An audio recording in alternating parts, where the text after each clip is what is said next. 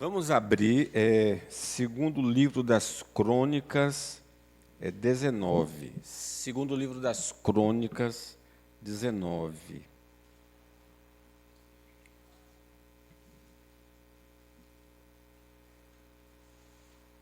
Em continuidade à vida do rei Josafá, agora vamos ver a queda de Josafá. A gente viu no capítulo anterior a união dele com Acabe.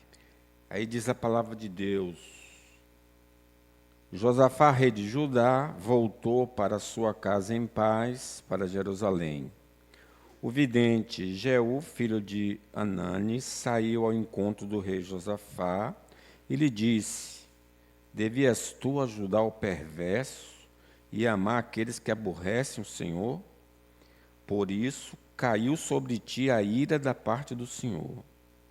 Boas coisas, contudo, se acharam em ti, porque tiraste os postes ídolos da terra e dispuseste o coração para buscares a Deus.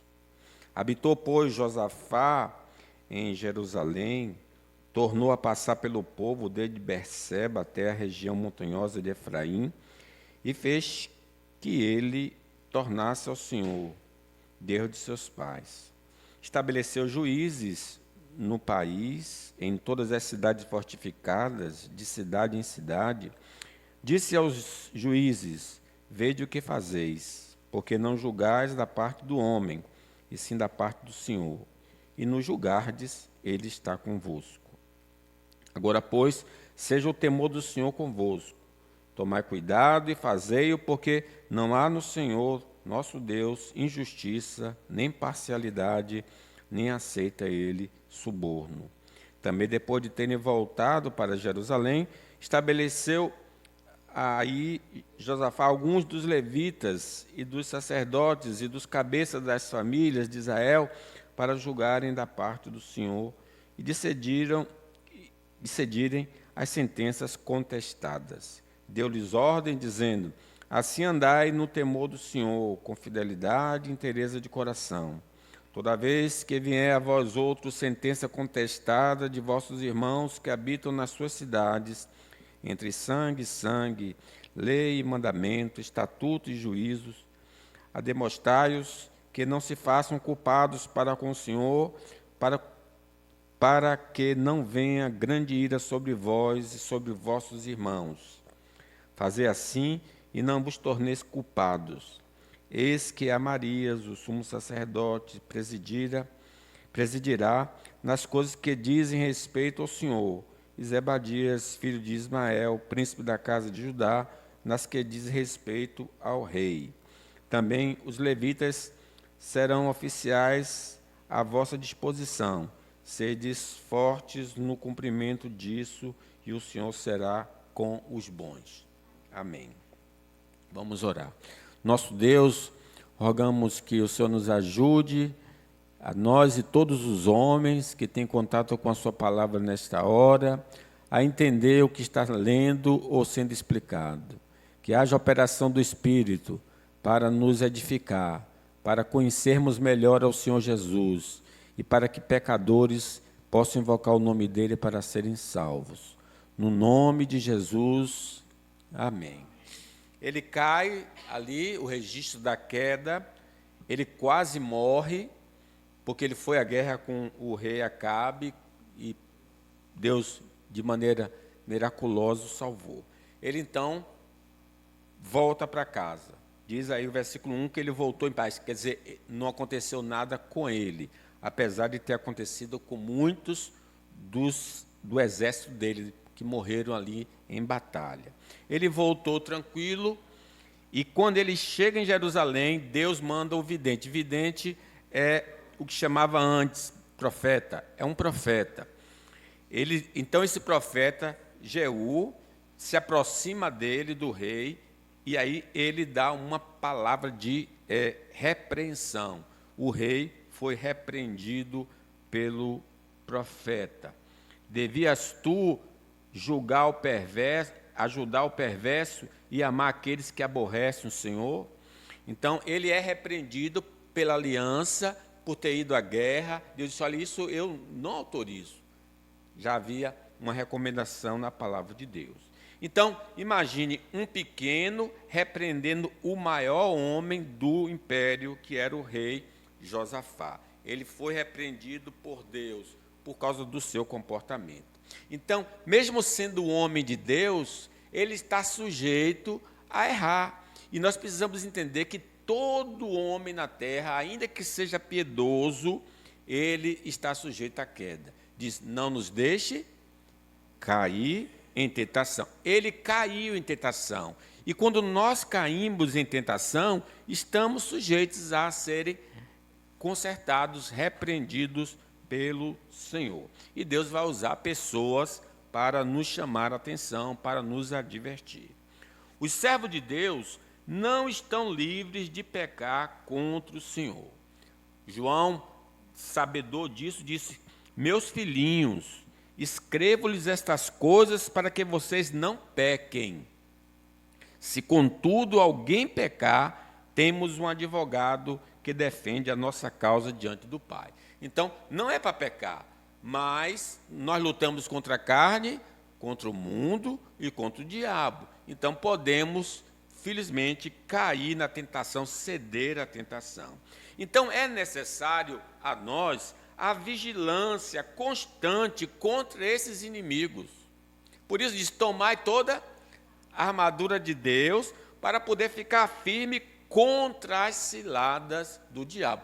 Nós não estamos em um acampamento, nós estamos em um território de guerra, de conflito. Precisamos vigiar para que não entreis em tentação. O espírito está pronto, mas a carne é fraca. Então, o Josafá não vigiou e ele então caiu. E nós precisamos também estar sempre vigilantes. E é importante notar que não há área da nossa vida que não possa ser visitado pela iniquidade. O Noé se embriagou, é um homem de Deus. Salomão, um homem de Deus, se inclinou à idolatria. Davi, o assassinato, o adultério. Então a gente percebe que se a gente não vigiar, qualquer área da nossa vida pode ser visitada pelo pecado, pela carne, pelo mundo, e a gente cair em tentação.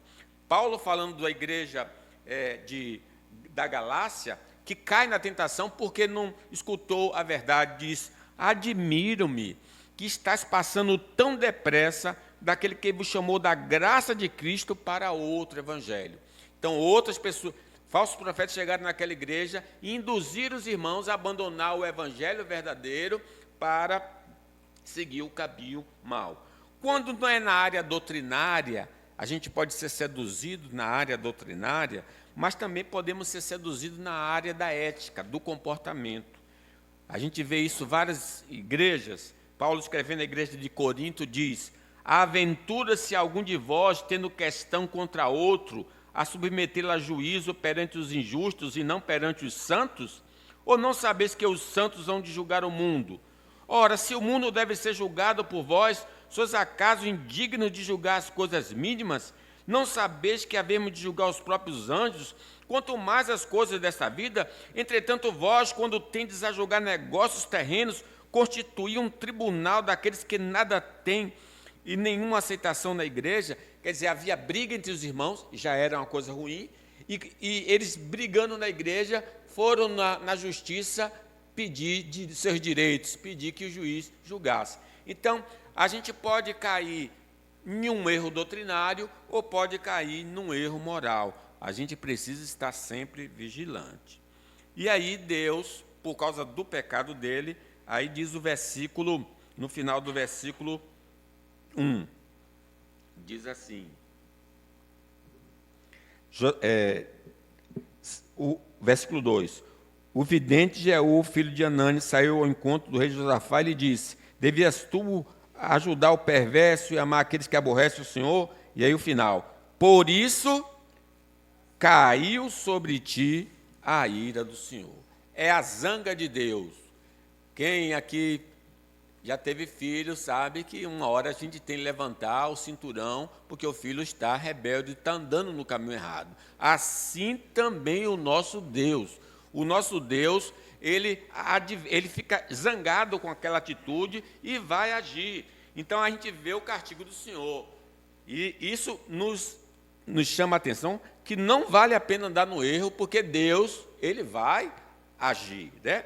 Não há castigo divino para o cristão na eternidade. Isso aí, que maravilha. Porque lá no céu nós não vamos pecar, mas aqui nós erramos. Então, aqui mesmo, Deus vai levantar o seu cinturão contra nós, como levantou o cinturão contra o rei Josafá. Apesar de que não é dito no texto o que Deus fez contra ele. Não é revelado. Ira significa um castigo de Deus.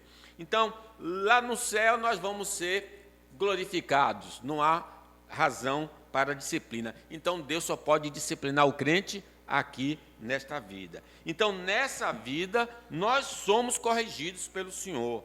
Estais esquecidos da exortação que, como filhos, discorri convosco? Filho meu, não menospreze a correção que vem do Senhor, nem desmais quando por ele és reprovado, porque o Senhor corrige a quem ama e açoita todo filho a quem recebe. Então, o cinturão de Deus vai descer contra os filhos de Deus desobedientes. O castigo divino pode atingir qualquer área da nossa vida. Isto é, Deus tem uma maneira de tratar cada filho aqui. Porque ele sabe, tem uns meninos que são desafiadores, né, diante do pai, pode bater mãe, pode bater pai, que nem liga aquela pomada, né, aquela batida, ele não sente mais. Não adianta continuar dando esse tipo de surra, porque ele não vai se arrepender. Tem de bulir em uma área que vai doer e ele vai gemer e vai se voltar para o Senhor, né?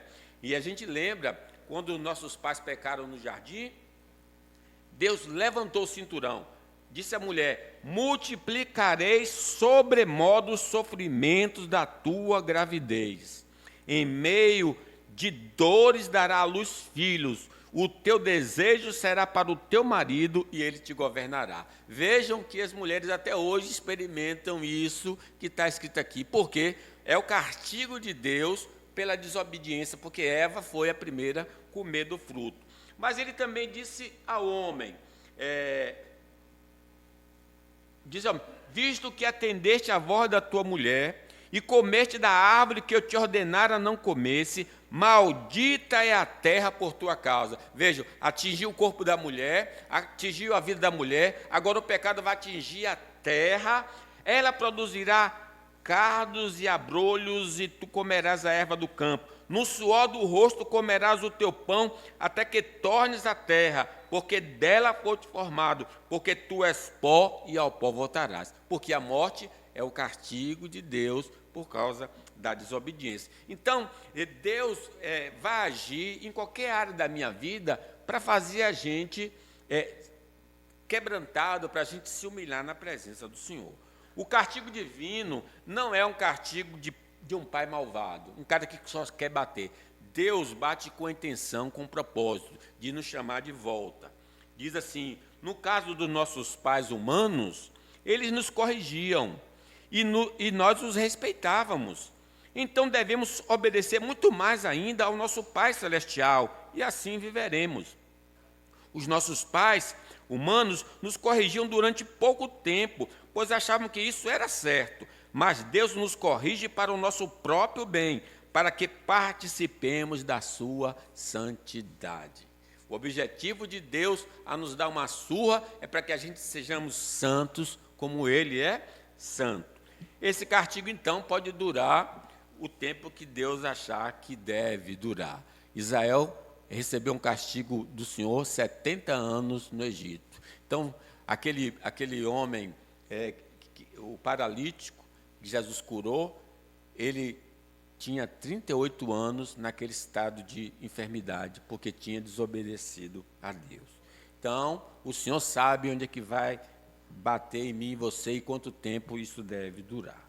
Terceiro lugar, apesar dele ser um homem que ter errado e receber a disciplina, por causa da vida antiga dele, ele foi atenuado. Olha aí, versículo 3. Boas coisas, contudo, se acharem em ti, porque tiraste os postes ídolos, idolatria da terra, e dispuseste o coração para buscar o Senhor. Quer dizer, ele era um homem que andava no caminho do Senhor, mas ali na frente ele escorregou. Deus tem que disciplinar, porque Deus é amor, mas também é justiça. Mas porque ele tinha um procedimento, ele tinha um histórico positivo, aí o pecado dele não foi punido com toda intensidade. Lembrando do rei Davi. Davi adulterou e mandou matar, né, o marido da mulher. O profeta conta a história para ele. Ele diz: o homem que roubou o animal do outro deve morrer e pagar 4 vezes. Aí o profeta disse: o homem é você. Você pegou a mulher do outro cidadão. Você é culpado. E então, a Bíblia diz que ele é digno de morte. E Deus disse para ele: você não vai morrer. Mas porque você blasfemou contra o nome do Senhor, o menino que vai nascer vai morrer. Ele vai morrer por causa do seu castigo, por causa do seu pecado. Então, Davi não teve a morte por apedrejamento, porque Deus foi misericordioso para com ele, lembrando do seu arrependimento. Então, irmãos, se a gente não quer ser disciplinado, é só andar direito, andar no caminho do Senhor, e Deus não vai nos afligir, não vai nos disciplinar. E aí no versículo 4, nós encontramos as evidências do arrependimento do rei Josafá. Ele ouve, ele não reage de maneira grossa contra o profeta, como Asa. Asa, quando ouviu a repreensão, mandou prender o profeta, porque falou contra ele. Mas no caso do profeta, do rei Josafá, ele ouviu, acata, e as evidências se manifestam aí. Ele ouvindo, diz o texto sagrado, habitou, versículo 4, habitou, pois, Josafá em Jerusalém, tornou a passar pelo povo desde Berseba até a região montanhosa de Efraim, e fez que ele, o povo, tornasse ao Senhor, Deus dos seus pais. Lembra que o pecado dele, ao se associar com o rei Josafá, com o rei Acabe, homem ímpio, ele, como rei, estava dando exemplo. Então, se o rei pode casar o filho com um ímpio, o meu filho também pode casar. Então, muitos foram pelo caminho dele. Mas agora, quando ele se dá conta que ele estava errado, ele vai pelo seu reino, por todo o território do seu reino, e diz: olha, gente, eu errei, o meu caminho estava errado, quem está nesse caminho está errado, volte-se para Deus. A primeira evidência, então, do arrependimento do rei Josafá foi estimular o povo do Senhor a voltar-se para Deus. Ele, vamos dizer assim, mostrando: olha, gente, eu errei, estou arrependido, e convoco vocês também a se arrependerem e voltar para Deus. É uma mensagem forte, porque quando a gente passa pela experiência do arrependimento, incentivando outros a voltarem. O afastamento da ira divina, atraía o povo. Veja que, como disse, eu não sei que tipo de castigo deu a ele e ao seu povo, mas diz a palavra de Deus: se o meu povo, que se chama, se humilhar e orar e buscar a minha face, se converter dos seus maus caminhos, eu ouvirei, perdoarei e sararei a sua terra. Se havia algum tipo de praga, alguma dificuldade no país por causa do pecado do rei e do povo, agora ele está convidando o povo a voltar, porque Deus está pronto a perdoar. Se confessarmos os nossos pecados, Ele é fiel e justo para nos perdoar e nos purificar de toda a injustiça. Por isso que a mensagem de Deus é: arrependei-vos, arrependam-se e voltem para Deus, a fim de que Ele perdoe os pecados de vocês, e também para que em tempos de nova força espiritual venham do Senhor, e Ele mande Jesus, que Ele já tinha escolhido para ser o Messias. Então, o rei Josafá convoca o povo todo a voltar para o Senhor. No versículo 5 a 7, nós vemos outra evidência do arrependimento dele. Ele diz assim: estabeleceu juízes no país em todas as cidades fortificadas, de cidade em cidade. E aí, então, está falando do poder judiciário, né? Vamos dizer assim. Disse aos juízes: vede o que fazeis, porque não julgais da parte do homem, e sim da parte do Senhor. E no julgardes, ele está convosco. Agora, pois, seja o temor do Senhor convosco. Tomai cuidado e fazei-o, porque não há no Senhor, nosso Deus, injustiça, nem parcialidade, nem aceita ele suborno. A segunda evidência do arrependimento do rei Josafá se manifestou em estimular os juízes a julgar conforme os ensinos do Senhor. Quer dizer, vamos nos voltar para Deus, vamos fazer tudo de acordo com a palavra de Deus. As minhas decisões, seja no tribunal, seja em particular, vai seguir as orientações do Senhor. A palavra de Deus é que vai determinar na minha vida, na vida dos juízes, na vida de qualquer crente arrependido, o que é certo e o que é errado. É Deus que diz o que é certo e o que é errado. Porque lâmpada para os meus pés é a tua palavra e luz para o meu caminho. A palavra do Senhor é que estabelece o tipo de sentença. Quem dá, o juiz não podia simplesmente dar uma sentença de acordo com a sua opinião pessoal. O juiz no Velho Testamento diz assim a palavra: quem matar alguém será morto. Qual é a sentença? Quem mata tem de morrer. Mas quem matar um animal, o restituirá. Veja que se matar um ser humano, ele é morto. Mas se ele matar um animal, ele tem de pagar o animal. Se alguém causar defeito em seu próximo, como ele fez, assim será feito. Então ele arrancou o braço do outro, o braço dele será arrancado. A sentença tem de ser igual, não pode ser nem mais nem menos. Fratura por fratura, olho por olho, dente por dente. Como ele tiver desfigurado algum homem, assim se lhe fará. Quem matar o animal, restituirá outro. Quem matar o homem, será morto. Uma e a mesma lei havereis, tanto para o estrangeiro como para o natural, pois eu sou o Senhor vosso Deus. Então Deus pede que a gente seja uma pessoa sempre justa, não fazendo injustiça em tempo algum. Em quinto lugar, a gente vê a evidência do arrependimento do rei Josafá se manifestando através do incentivo à pureza de coração e pureza externa aos juízes. Vejam o 8. Também, depois de terem voltado para Jerusalém, estabeleceu ali Josafá alguns dos levitas e dos sacerdotes e dos cabeças das famílias de Israel para julgarem da parte do Senhor e decidirem as sentenças contestadas. Deu-lhes ordem dizendo: assim andai no temor do Senhor com fidelidade e inteireza de coração. Toda vez que vier a vós outros sentença contestada dos vossos irmãos que habitam nas suas cidades, entre sangue e sangue, lei e mandamento, estatuto e juízo, admoestai-os que não se façam culpados para com o Senhor, para que não venham grande ira sobre vós e sobre vossos irmãos. Fazei assim e não vos tornareis culpados. Então vejam, a ênfase do rei Josafá aqui é que haja pureza interna e externa. Devemos, irmãos, buscar andar na presença de Deus, tanto de coração como de ação. Porque o Senhor, tu me sondas e me conheces, sabe o meu deitar e o meu levantar, e de longe penetras no meu coração. Se Deus contemplar iniquidade no meu coração, Ele não me ouvirá. Lembre, é do coração que procede todas as coisas. De um coração pecaminoso, vai ter atitudes pecaminosas. De um coração limpo, vai haver atitudes limpas. Seja, então, não seja simplesmente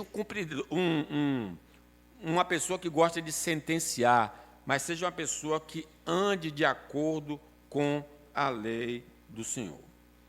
Em último lugar, irmãos, outra evidência do seu arrependimento foi que ele diz: olha, todas as áreas da nossa vida precisam servir a Deus. Versículo 11 diz: eis que a Amarias, o sumo sacerdote, presidirá nas coisas que dizem respeito ao Senhor. Então, na área religiosa. O sumo sacerdote Zebadias, filho de Ismael, príncipe da casa de Judá, nos que diz respeito ao rei, vamos dizer aqui do poder executivo. Lembra, já falamos do poder judiciário, agora estamos falando do poder religioso e do poder executivo. O rei diz, olha, em toda a área do meu governo eu quero plena justiça. Nós não podemos nos conformar em só ter uma área boa na presença de Deus. Todas as áreas da nossa vida precisam estar nas mãos do Senhor, glorificando ao Senhor. É no lazer, é na família, é na igreja, é no trabalho. Eu fui criado para ser instrumento da glória do Senhor. Então é isso que nós aprendemos aqui nesta noite. E seremos repreendidos. Se errarmos e for conhecida a nossa falta, seja pelo irmão, se o teu irmão pecar contra ti, vá a ele, diga, meu irmão, você errou. Se ele te ouvir, ganhar seu irmão. Se ele não te ouvir, leva 2 ou 3 e diz, confirma a palavra. Se ele não te ouvir, leva a igreja. E se ele não ouvir a igreja, ele é então disciplinado. Deus sempre vai usar pessoas para nos advertir. Segundo, a tristeza, arrependimento implica em mudança. Quem se arrepende, muda. É importante isso. Arrependei-vos é uma meia volta. Todos nós estamos sujeitos ao erro. Errar é humano, mas continuar no pecado é diabólico, né? Tristeza pelo pecado, algumas pessoas têm tristeza pelo pecado, mas permanecem no pecado. Isso é remorso, não é arrependimento. A pessoa fez uma coisa errada, fica triste, mas assim que acaba aquele momento de contrição, de choro, volta a fazer a mesma coisa. É como no carnaval, que tocam o Pai Nosso, né? Perdoa porque nós pulamos o carnaval, mas já está pensando no próximo carnaval. Então isso é apenas um remorso. Deus só perdoa a pessoa arrependida. Arrependei-vos para que sejam cancelados os vossos pecados. Então, todos nós estamos sujeitos a pecar, mas temos a oportunidade. Se hoje ouvirem a voz do Senhor, não endureça o vosso coração. Que Deus nos abençoe. Reverendo Cândido.